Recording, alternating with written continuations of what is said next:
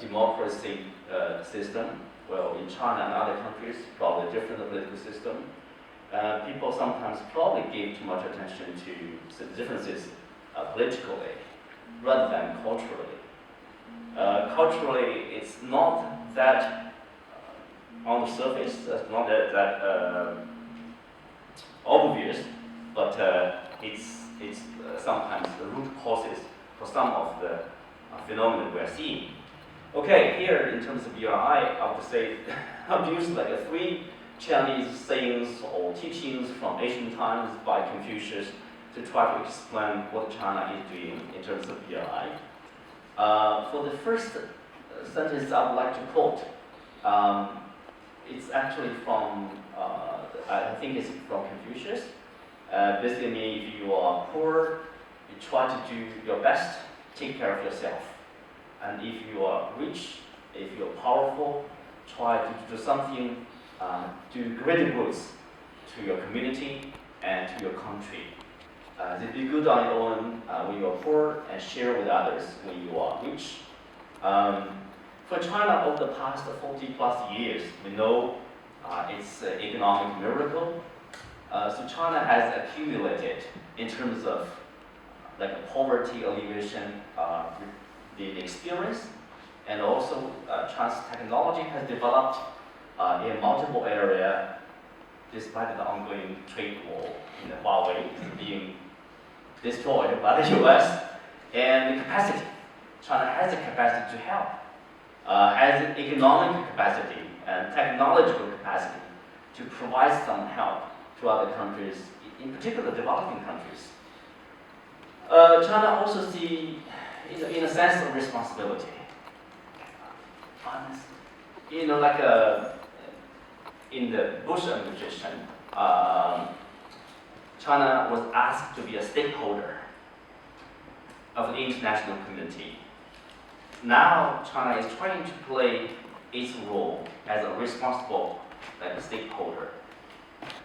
One of the most important example we can cite probably is the poverty alleviation in Africa. Of course, African people from African countries visiting China, probably this usually is their top priority of concern. They try to learn what we can do, what we can learn from China to help us get the people out of poverty there.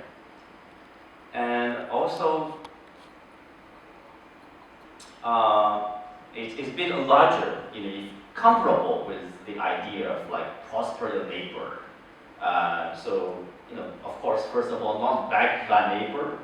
It's more than prosperous neighbor. It's 天下, basically every end the sky. That's previous Chinese concept. Second sentence I would like to quote is, people don't need to wear the same shoes. They should find what suits them. Also from Chinese ancient studies here. Basically means the governments don't have to adopt the same model of governance. They can find what benefits their people. That's why in one of the Chinese side of the say one of the golden rule in terms of BRI or for BRI projects is mutual consultation, joint construction, and shared benefits. I know it sounds like a bit of emptiness, but the Chinese side is serious about that. It means for every project, they need the consultation not only from the Chinese side, but also from the side of the receiving end, the country. Joint construction, not only the Chinese companies, but also local companies. And shared benefits that must be made in a win-win way. And because for the Chinese people, we know that if you say, win-win, some say, it's the Chinese win again, and win first time and win again, it's win-win. No, if that's the case, nobody likes to do business with you, right? You win, you want the other side to win too. Otherwise, no business, no sustainability. I think the Chinese side is too smart to do that kind of stupid thing, right? Let me try to speed up a little bit.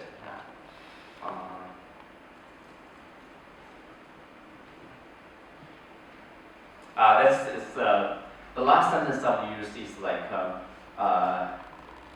四海之内皆兄弟, but I didn't write the Chinese, means all men within the 4 seas are brothers. Because in ancient China, we know only 4 seas, like the Bohai Sea, East Sea, South China Sea, and the East Sea and the Yellow Sea. Like all men within the 4 seas are brothers. Means like in the previous sense, the Chinese territory is that large. But now it's a larger sense. That means it's basically for the whole world. So that's part of the reason BRI is open to Latin America and Africa, not only to say Central Asia, Europe, and also the ocean world, basically to Southeast Asia, Indian Ocean, and East Africa.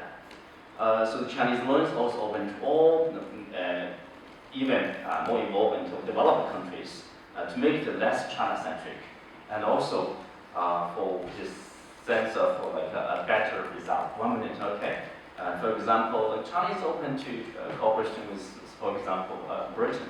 Britain has been involved in the BRI from early on. I think the first, it's like a booklet, very thick booklet, that was presented to Xi Jinping in 2015 when he visited the UK by the British Business Council. That's probably the first specific books about like the BRI projects of where China can cooperate with a third party in terms of it. Because the British side, they have the experience, and also they have the, in terms of finance, they have this experience of the local region and the finance ability.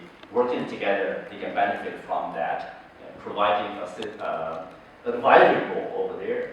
And at the last stage, just to conclude the conference in February, that's from, we call it, say, freehand style with big strokes. You have all kinds of projects around the world. Now you need to focus on meticulous style of painting, that is, pay attention to the detail, the quality, the transparency, in terms of environmental protection. So that's currently the focus of basically the quality of BRI projects. We'll talk more about, if you have questions about, we mentioned neo-colonialism, that type of diplomacy, etc. So that's all I have. Thank you. Thank you very much.